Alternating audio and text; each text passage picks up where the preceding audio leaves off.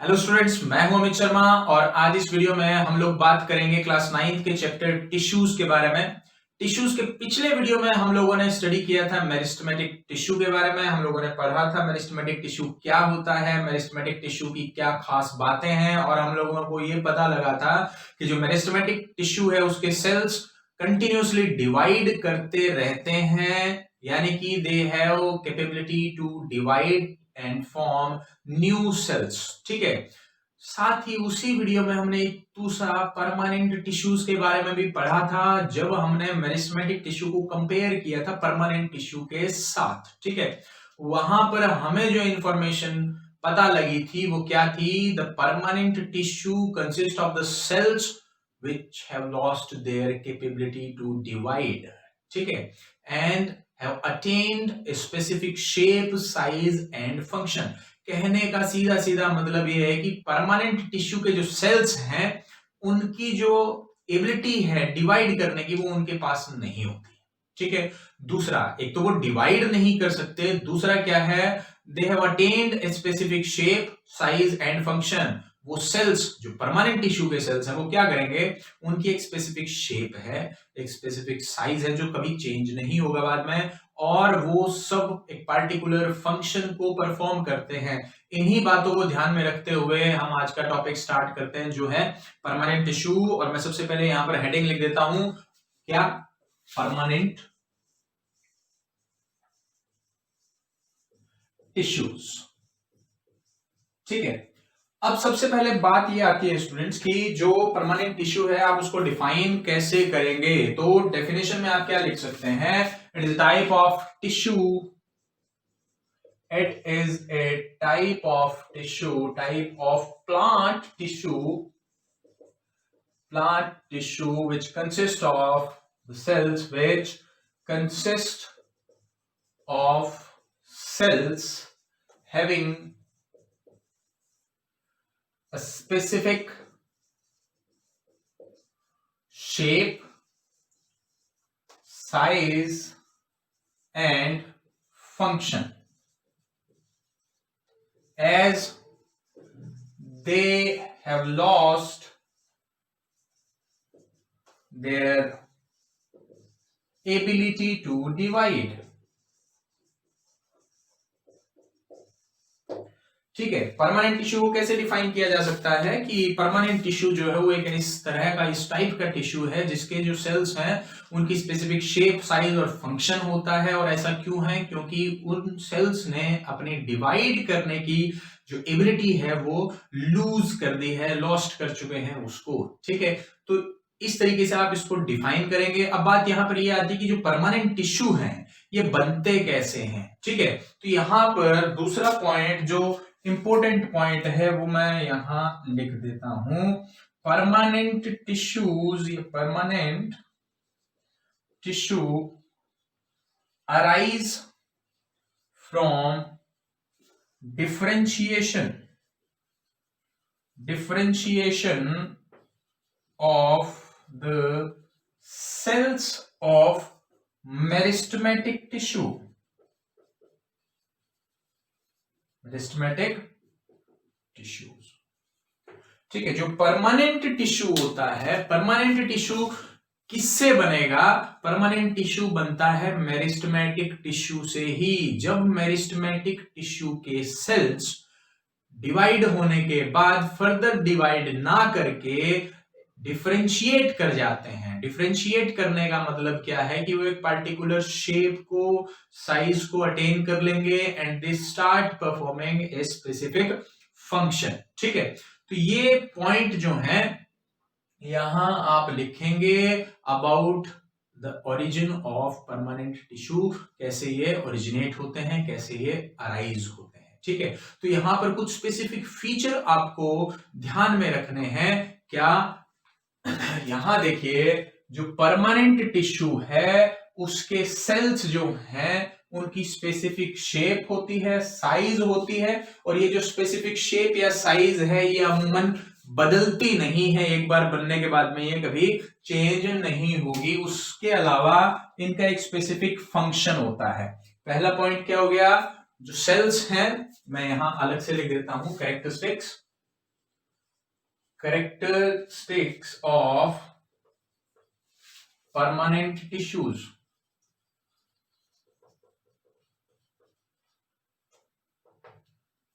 First, cells have specific shape and size which do not change. In later condition बाद में कभी वो change नहीं होंगे. दूसरा point, cells perform specific function. जो सेल्स हैं वो एक पर्टिकुलर स्पेसिफिक फंक्शन को परफॉर्म करते हैं. तीसरा पॉइंट यहां पर ध्यान रखना आपने, cells do not divide to form new cells.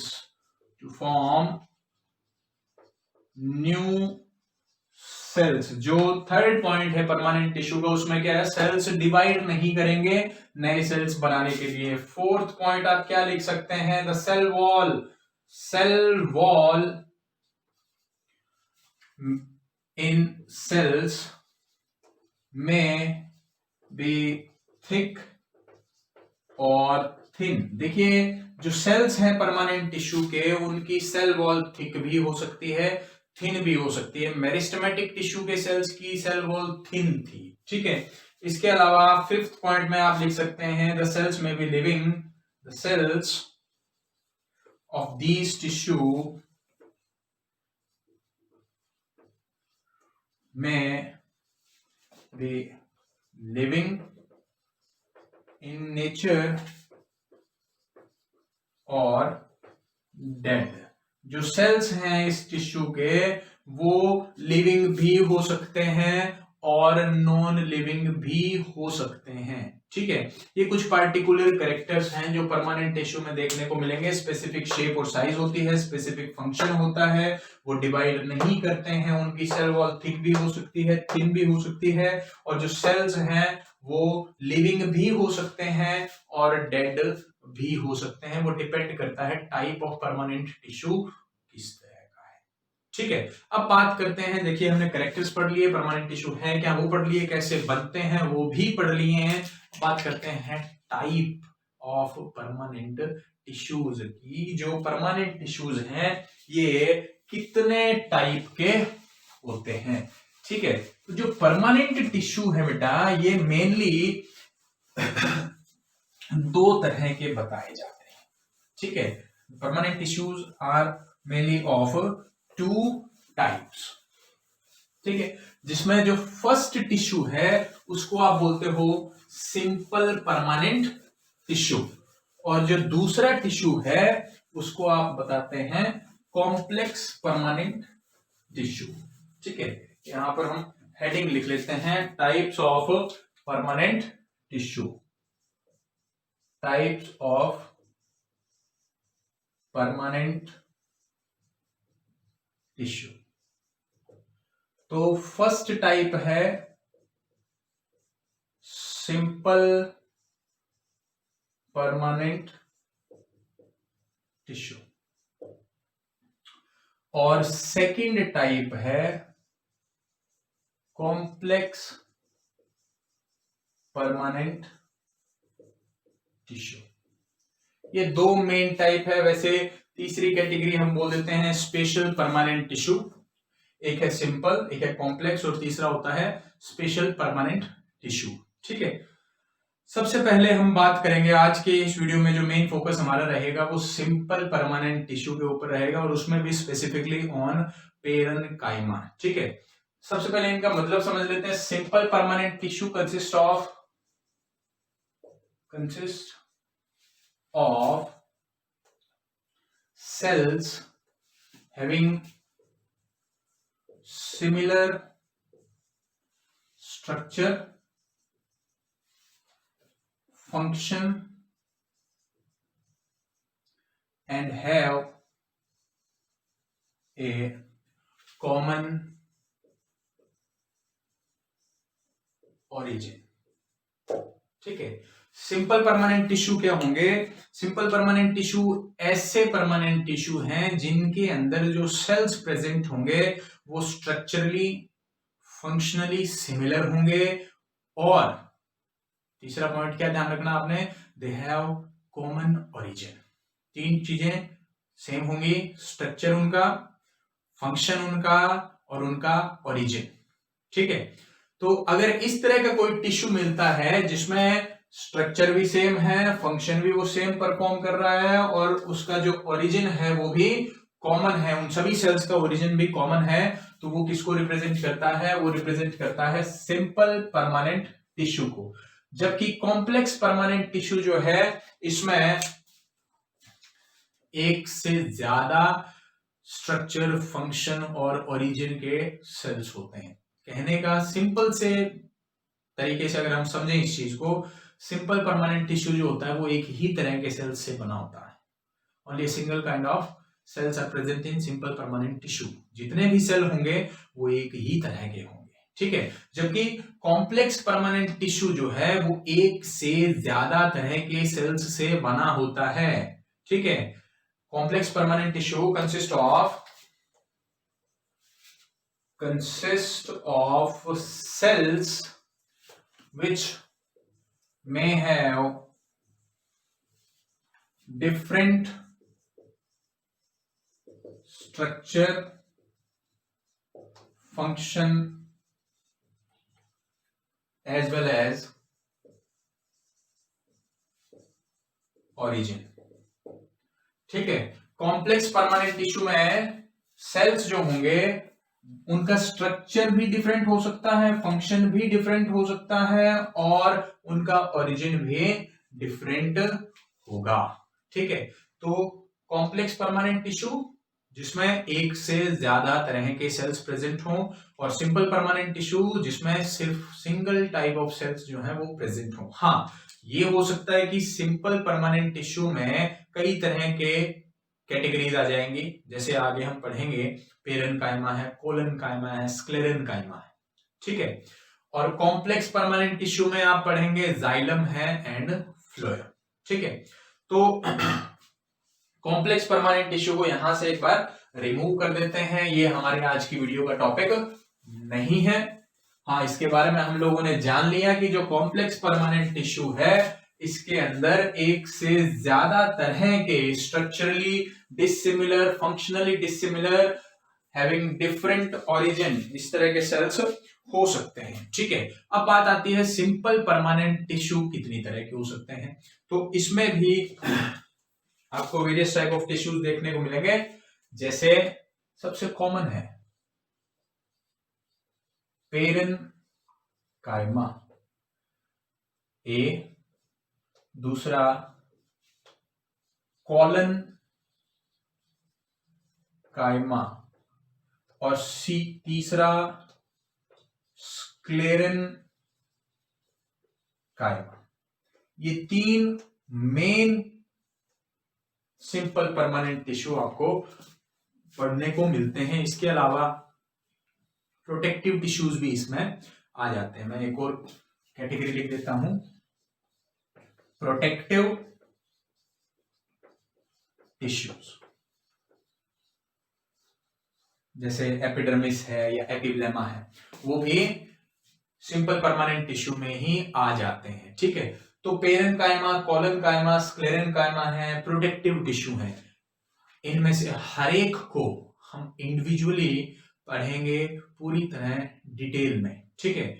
आज हम लोग इस वीडियो में जो टॉपिक कंप्लीट करेंगे इनमें से वो है पेरेन्काइमा। ठीक है। तो कोलेनकाइमा, स्क्लेरेन्काइमा और प्रोटेक्टिव टिश्यू को हम एक बार रब कर देते हैं, और पेरेन्काइमा को एक बार रब करने के बाद दोबारा लिखेंगे। ठीक है। तो यहां पर मैं हेडिंग दे देता हूं पेरेन्काइमा। ठीक है। ये बहुत खास टिश्यू है, हालांकि सिंपलेस्ट टिश्यू है ये, बिल्कुल लीस्ट स्पेशलाइज्ड टिश्यू जिसको आप बोलते हैं ना। देखिए इसके बारे में कुछ इसकी खास बातें लिख देते हैं। It is the most abundant tissue, सबसे ज्यादा मात्रा में जो कोई टिश्यू प्लांट बॉडी में पाया जाता है वो है पेरेन्काइमा। पहली खास बात। दूसरी खास बात, लीस्ट स्पेशलाइज्ड टिश्यू, इसकी कोई खास स्पेसिफिकेशन नहीं होती है, ठीक है। बाकी के जो टिश्यूज हैं उनमें सेल वॉल कुछ अलग तरह की हो सकती है, ठीक है, उनकी शेप कुछ पार्टिकुलर टाइप की होगी, वो मैकेनिकल स्ट्रेंथ परफॉर्म करने के लिए उनके अंदर कुछ अलग तरह के केमिकल्स जो वो एक्यूमुलेट किए जा सकते हैं, यानी कि बाकी के जो टिश्यूज हैं वो एटलीस्ट पेरेन्काइमा से ज्यादा स्पेशलाइज्ड हैं, इसलिए हम बोलते हैं पेरेन्काइमा जो है वो लीस्ट स्पेशलाइज्ड टिश्यू है, ठीक है। अब चूंकि ये मोस्ट अबंडेंट टिश्यू है तो ये पैकिंग टिश्यू के तौर पर भी इसको याद किया जाता है, ठीक है। प्लांट की बॉडी में शायद ही कोई ऐसा पार्ट होगा जिसमें पेरेन्काइमा प्रेजेंट ना हो। आप लीफ देखोगे उसमें पेरेन्काइमा है, आप स्टेम देखोगे उसमें पेरेन्काइमा है, एपिडर्मिस जो बनी है वो भी पेरेन्काइमा से बनी हुई है, ठीक है, मॉडिफाइड पेरेन्काइमा है। आप फ्लावर देखोगे, सीड देखोगे, फ्रूट देखोगे, ठीक है, उन सब में सर्वव्याप्त है जो पेरेन्काइमा है ना, ये सर्वव्याप्त है प्लांट की बॉडी में, हर जगह ये उपस्थित है, कण कण में बसा है प्लांट के, ठीक है। तो मोस्ट एबंडेंट है, पैकिंग टिश्यू है, ठीक है। बाकी के जो दूसरे स्पेशलाइज्ड सिंपल परमानेंट टिश्यू है या कॉम्प्लेक्स परमानेंट टिश्यू है उनको ये प्रॉपरली मेंटेन्ड कंडीशन में रखता है, ठीक है। कैसे डिफाइन करेंगे, आप लिख सकते हैं it consist of thin walled isodiametric living cells, ठीक है। 3 पॉइंट मैंने यहां पर एक साथ एक ही पॉइंट में बता दिए कि जो पेरेन्काइमा है इसके अंदर जो सेल्स हैं वो किस तरह के हैं, थिन वॉल्ड है, उनकी सेल वॉल थिन है, आइसोडायमेट्रिक, ठीक है, जो लेंथ होगी, जो हम बोलते हैं कि साइज है, वो आइसोडायमेट्रिक कंडीशन में है, हर फेस जो है वो इक्वल डिस्टेंस पर होता है, ठीक है, हर साइड जो है सेल की वो इक्वी डिस्टेंट है। और तीसरा ये लिविंग सेल होते हैं, ठीक है, लिविंग सेल हैं ये, इनमें डेड सेल्स नहीं पाए जाते हैं, ठीक है। बाकी जब आप कैरेक्टर्स की बात करेंगे, इसमें जो कैरेक्टर्स हैं वो हाईली स्पेशलाइज्ड नहीं पाए जाते as compare to other tissue. जब आप कोलेनकाइमा, स्क्लेरेनकाइमा पढ़ेंगे वहां पर आपको स्पेशलाइजेशंस देखने को मिलेंगी, वैसे कोई स्पेशलाइज्ड कैरेक्टर्स पेरेन्काइमा में प्रेजेंट नहीं होते। सबसे पहली बात अगर हम करें तो इसकी शेप की ही ले लेते हैं। The cells in this tissue, the cells in parenchyma are generally polygonal, oval और spherical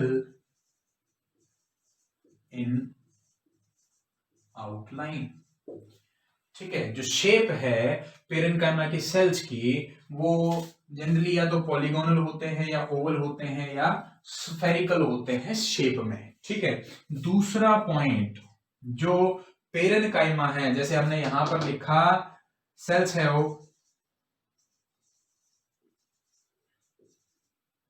thin cell wall made up of cellulose. जो सेल्स हैं वो, उनकी जो सेल वॉल है वो सेलुलोज से बनी होती है और थिन होती है। तीसरा पॉइंट, सेल्स है वो large central vacuole, central vacuole इसमें प्रेजेंट होता है। चौथा point, cells have peripheral cytoplasm with a prominent nucleus। अब चूंकि लार्ज सेंट्रल वैक्यूल प्रेजेंट है तो जो सेंट्रल वैक्यूल है सेल के अंदर वो क्या करेगा, साइटोप्लाज्म को टुवार्ड द मेम्ब्रेन धकेल देगा। जो साइटोप्लाज्म प्रेजेंट होगा पेरेन्काइमा में वो मेम्ब्रेन की तरफ प्रेजेंट होगा, क्योंकि सेंटर में जो स्पेस था उसको किसने ऑक्यूपाई कर लिया, सेंट्रल वैक्यूल ने, जो कि बड़े साइज का है। ठीक है, तो साइटोप्लाज्म जो है वो नियर द पेरिफेरी आ गया, मतलब मेम्ब्रेन के पास आ गया, इसलिए हमने उसको बोला peripheral cytoplasm with prominent nucleus, मतलब एक जो न्यूक्लियस है, वेल फॉर्म्ड न्यूक्लियस जो है वो प्रेजेंट होगा उस साइटोप्लाज्म में। ठीक है, इसके अलावा जब आप यहां फिफ्थ पॉइंट लिखते हैं तो आप लिख सकते हैं cells are loosely packed. That means have large intercellular spaces, intercellular space। अब जो सेल्स हैं वो मान लेते हैं हमने स्फेरिकल शेप का पेरेन्काइमा यहां पर दिखा दिया। डायग्राम देख लेते हैं ताकि आपको कई सारे पॉइंट एक साथ क्लियर हो जाए। ठीक है, ये हमने कुछ सेल्स यहां पर बना दिए। जब आप किसी पर्टिकुलर स्टेम का सेक्शन देखेंगे कभी माइक्रोस्कोप में, जब कभी क्लास में जाएं तो आप स्टेम का सेक्शन देखेंगे या लीफ का सेक्शन देखें या रूट का सेक्शन देखें तो आपको इस तरह के कुछ राउंडेड स्ट्रक्चर जो है वो अपीयर होंगे। सबसे ज्यादा संख्या में वो पेरेन्काइमा टिश्यू होता है, आपको इस तरीके से अपीयर होगा। और इनमें से हर एक के अंदर जो है एक लार्ज सेंट्रल वैक्यूल प्रेजेंट है। ठीक है, लार्ज सेंट्रल वैक्यूल, और जो साइटोप्लाज्म है वो पेरिफेरी की तरफ प्रेजेंट होगा। कहां, पेरिफेरी की तरफ प्रेजेंट होता है। यहां पे हमने ऐसे डॉटेड एरिया से साइटोप्लाज्म को रिप्रेजेंट कर दिया, तो ये पेरिफेरल साइटोप्लाज्म है। ठीक है, अब यहां पर इस तरीके से इसको ड्रॉ कर सकते हैं। और इसी साइटोप्लाज्म में जो है वो आपको क्या देखने को मिलेगा, पेरिफेरल प्रोमिनेंट न्यूक्लियस। यहां पर दिखा देते हैं, इसी मार्कर से, ग्रीन मार्कर से बना देता हूं इस तरीके से। ये आपको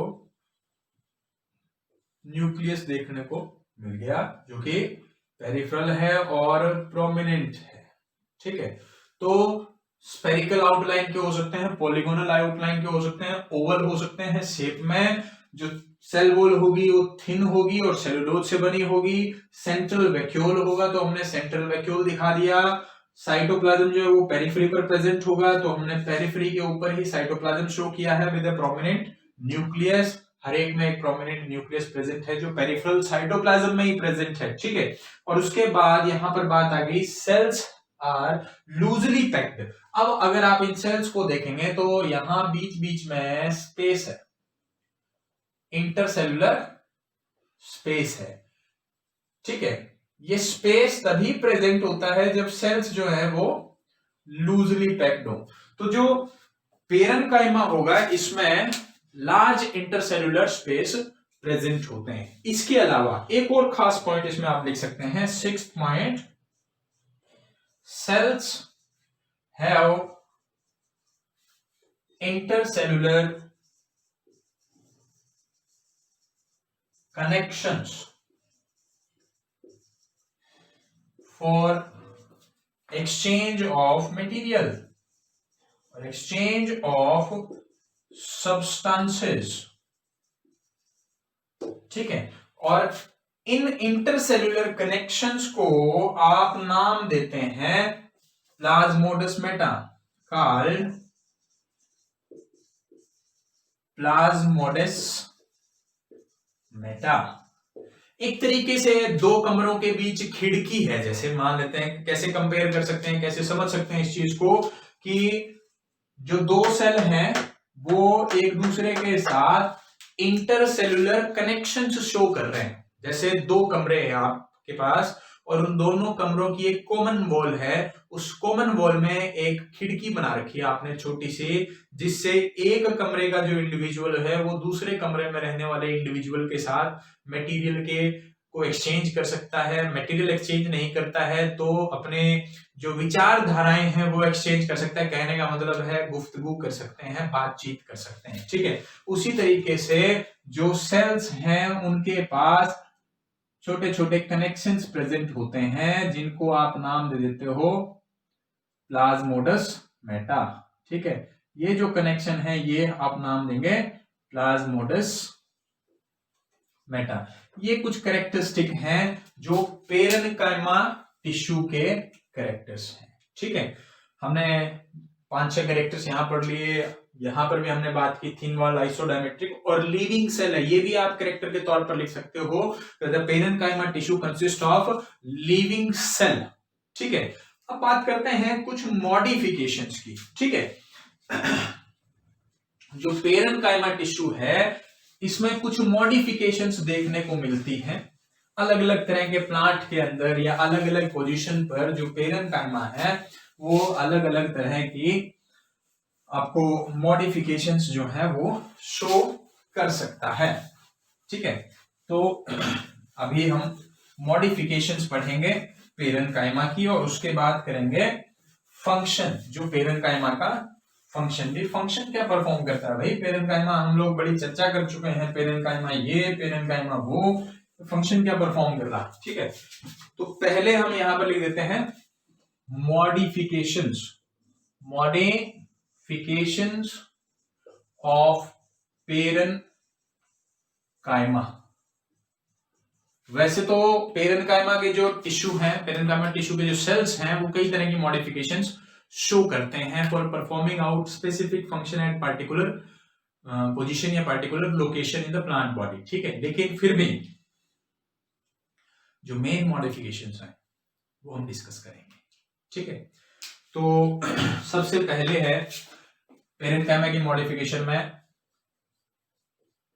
एपिडर्मिस, ठीक है। ये वैसे तो हम बोलते हैं outer most layer of cells on aerial part of plant। एक प्लांट है उसका एरियल पार्ट, दो पार्ट होते हैं, एक एरियल जमीन से बाहर का पार्ट, दूसरा अंडरग्राउंड जमीन के अंदर का पार्ट। तो जमीन से बाहर का जो पार्ट है उसको आप शूट सिस्टम बोलते हैं। शूट सिस्टम में आउटर मोस्ट लेयर जो है सेल की वो होती है epidermis and it is made up of parenchyma, जिसकी शेप आपको कुछ इस तरह की देखने को मिलती है, ठीक है। इस तरह के आप नाम लिख सकते हैं यहां पर, बैरल शेप्ड पेरेन्काइमा, ड्रम के आकार के हुए तो बैरल शेप्ड पेरेन्काइमा। और इनकी एक खास बात क्या है, इनकी जो आउटर वॉल है, outer cell wall, outer cell wall is cutinized, ठीक है। तो अगर मैं प्रॉपरली आपको बताऊं एपिडर्मिस क्या है, तो epidermis is actually outer most layer of barrel shaped parenchymatous cells on aerial parts of plant, ठीक है। अब इसको आप लिखेंगे इनर वॉल, और ये जो है ये है आउटर क्यूटिनाइज्ड वॉल, ठीक है।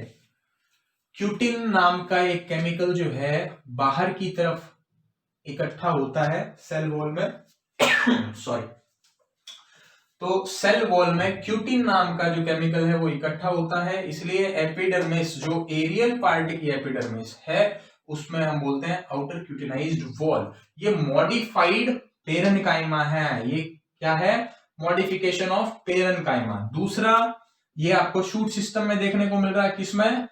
शूट में। दूसरा मैं यहां पर लिखता हूं एपीब्लेमा। एपीब्लेमा। अभी इसको आप क्या बोलोगे? It is actually epidermis of roots. ठीक है, epidermis of roots which have thin walled cells with thread like root hairs। ठीक है, जो एपिब्लेमा है ये आपको किस में देखने को मिलेगी? ये एपिडर्मिस ही है। Epiblema is actually epidermis of roots. लेकिन फिर आप बोलोगे सर एपिडर्मिस आपने अलग बताया, एपिब्लेमा आप अलग बता रहे हो, जबकि आप एपिब्लेमा को भी एपिडर्मिस बता रहे हो। तो कंफ्यूज नहीं होना है। यहां इसके सेल्स की जो कैरेक्टरिस्टिक है वो अलग है, यहां इसके सेल्स की कैरेक्टरिस्टिक थोड़ी सी अलग है। यहां पे हमने बात की जो पेरेन्काइमा सेल है वो बैरल शेप्ड है और उसकी आउटर सेल वॉल जो है उसमें क्यूटिन नाम से एक केमिकल एक्यूमुलेट है। ठीक है, क्यूटिन क्या करता है? वाटर की मूवमेंट को रोकता है, वाटर को बाहर की तरफ नहीं जाने देगा। लीव्स से वाटर लॉस जो होता है उसको रोकने का काम करता है। जबकि एपिब्लेमा जो रूट की एपिडर्मिस है, अगर इसमें क्यूटिन प्रेजेंट हुआ तो वाटर को एब्जॉर्ब कैसे करेगी रूट? ठीक है, क्यूटिन अगर एक्यूमुलेट होगा तो पानी को वो मूव नहीं करने देगा। इसलिए यहां जो सेल्स पाए जाते हैं वो थिन वॉल्ड हैं, उनमें किसी तरह का कोई क्यूटिन नहीं होता। ठीक है, और दूसरा जो सेल्स हैं उनके ऊपर थ्रेड लाइक रूट हेयर्स होते हैं। मैं आपको बना के दिखाता हूं। जो सेल्स हैं, मान लेते हैं ये एपिडर्मिस या सॉरी एपिब्लेमा के सेल्स हैं, सेल्स ऑफ एपिब्लेमा। ठीक है, और इन सेल्स में इस तरीके से थ्रेड लाइक स्ट्रक्चर्स प्रेजेंट है। ठीक है, तो इसको आप नाम देते हो रूट हेयर। ये है एपिब्लेमा सेल। ये भी क्या है? Modified parenchyma. क्या है? Modified parenchyma. इन दो के अलावा अब तक हमने कितनी मॉडिफिकेशंस पढ़ी? दो। एक एपिडर्मिस जो कि शूट के आउटर मोस्ट लेयर है और दूसरी एपिब्लेमा जो कि रूट की आउटर मोस्ट लेयर है। दोनों में स्पेसिफिक, यहां पर आउटर क्यूटिनाइज्ड वॉल है, यहां पर जो सेल्स हैं उनके ऊपर थ्रेड लाइक स्ट्रक्चर प्रेजेंट है। अब नेक्स्ट टू मॉडिफिकेशंस देखिए। इनके अलावा दो और मॉडिफिकेशन जो आपके लिए इंपॉर्टेंट है, वो पहली है ऐसे पेरेन्काइमा के सेल जिनके पास क्लोरोप्लास्ट हो। ठीक है, तो मैं यहां लिख देता हूं थर्ड क्लोरेन्काइमा।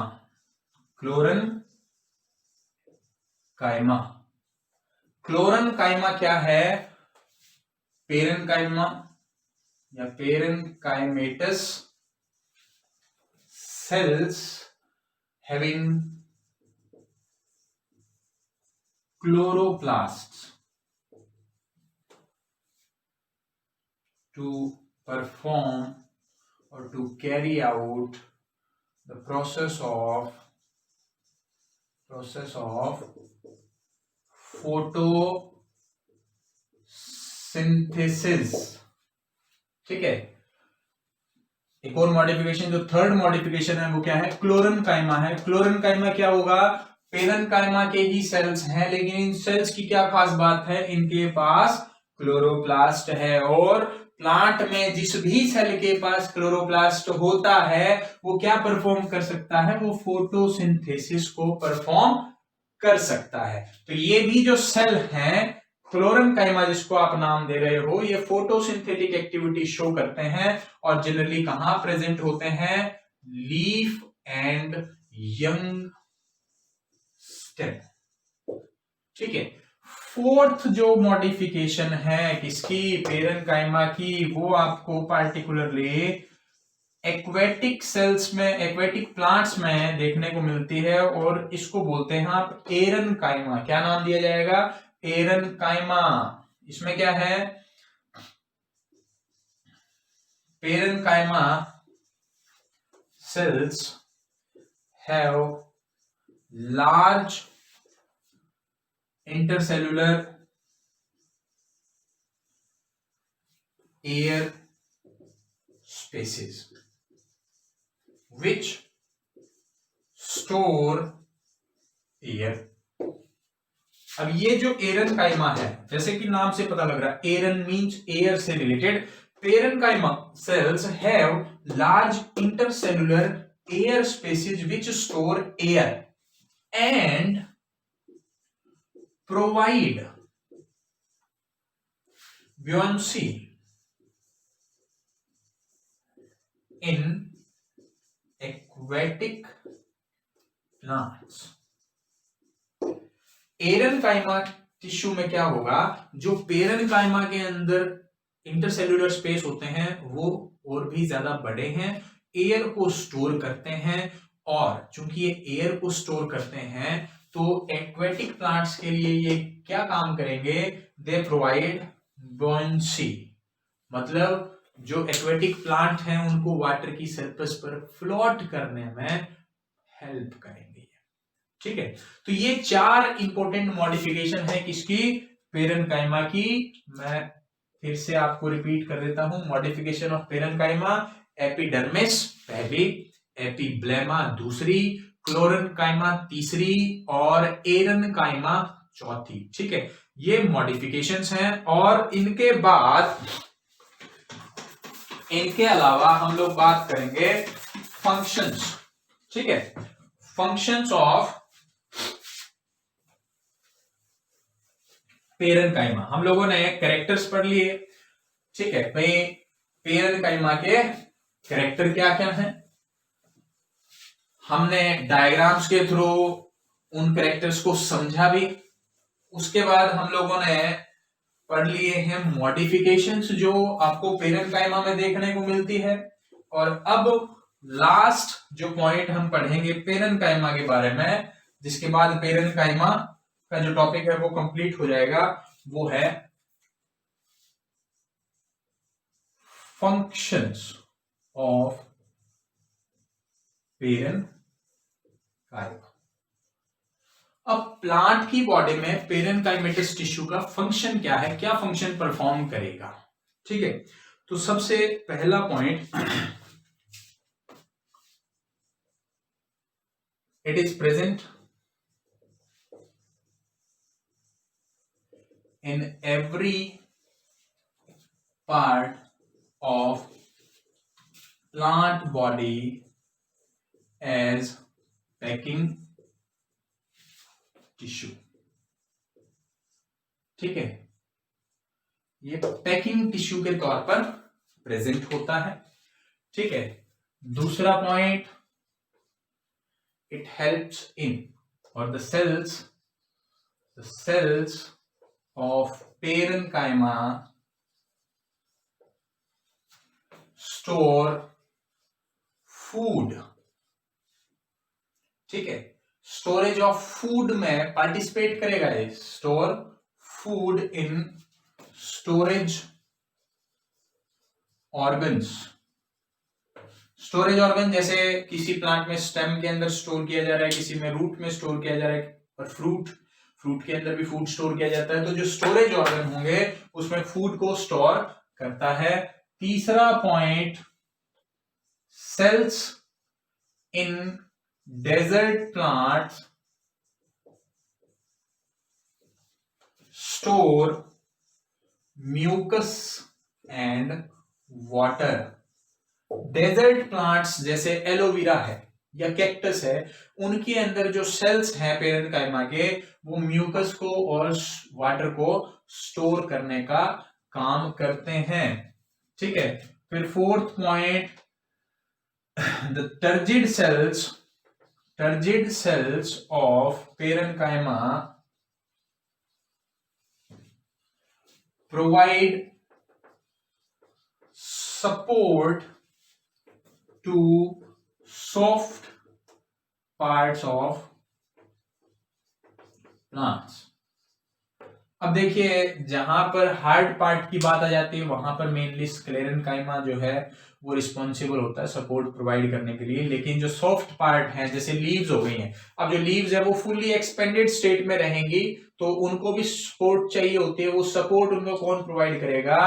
पेरेनकाइमा के फुल्ली टर्जिड सेल, यानी कि ऐसे सेल्स जिन्होंने मैक्सिमम वाटर को एब्जॉर्ब कर रखा है और अपनी फुल वॉल्यूम को ऑक्यूपाई किए हुए हैं। इसके अलावा फिफ्थ पॉइंट देखिए, intercellular spaces helps in movement of air and gaseous exchange। अब जो इंटरसेलुलर स्पेस है वो पेरेनकाइमा में ज्यादा होता है, तो इंटरसेलुलर स्पेस क्या करेगा? With in the plant body air की मूवमेंट में हेल्प करेगा और गैसेस के एक्सचेंज में भी हेल्प करेगा। इसके अलावा जो पेरेनकाइमा है, द सेल्स और जैसे एरेनकाइमा प्रोवाइड ब्रॉन्सी, फ्लोट करने में हेल्प करता है in aquatic plants. Next point में आप लिख सकते हैं सेवंथ पॉइंट में क्लोरेनकाइमा जो कि क्या है? Also a modification of parenchyma. Chlorenchyma participates in photosynthesis, ठीक है, फोटोसिंथेसिस में ये पार्टिसिपेट करता है। इसके अलावा जैसे epidermis and epiblema on plant parts perform और provide protection to internal tissues. जो एपिडर्मिस है शूट के ऊपर और एपिब्लेमा है रूट के ऊपर, वो अपने से अंदर प्रेजेंट टिश्यूज को आउटर एनवायरनमेंट से प्रोटेक्ट करने में पार्टिसिपेट करती है, ठीक है। ये सारे फंक्शंस हैं पेरेनकाइमा के। मेरे ख्याल से ऐसा कोई फंक्शन ऐसा नहीं है इसमें जो टिपिकल हो, समझ में ना आया हो। फिर भी अभी तक शुरू से लेकर के अब तक हमने जो भी पढ़ा उसमें अगर किसी तरह का भी कोई डाउट आप लोगों को हो तो प्लीज अपना वो डाउट कमेंट बॉक्स में शेयर कीजिए। जितनी जल्दी पॉसिबल हो पाया मैं उस डाउट को आंसर करूंगा, ठीक है। नेक्स्ट वीडियो में हम लोग बात करेंगे rest of the type of simple permanent tissues, यानी कि कोलेनकाइमा, स्क्लेरेनकाइमा, प्रोटेक्टिव टिश्यूज की। तब तक परमानेंट टिश्यू और पार्टिकुलरली पेरेनकाइमा के वो अच्छे तरीके से स्टडी कीजिए वीडियो की हेल्प से और बुक की हेल्प से भी, ठीक है। किसी तरह का जो कोई भी डाउट अगर आप लोगों को अपीयर होता है तो यू आर मोस्ट वेलकम, ठीक है। अपने नेक्स्ट वीडियो में आपके सामने फिर हाजिर होऊंगा नेक्स्ट टॉपिक्स के साथ। तब तक के लिए इसको रीड कीजिए, ठीक है। फिर मिलते हैं नेक्स्ट वीडियो में। Thank you, have a nice day.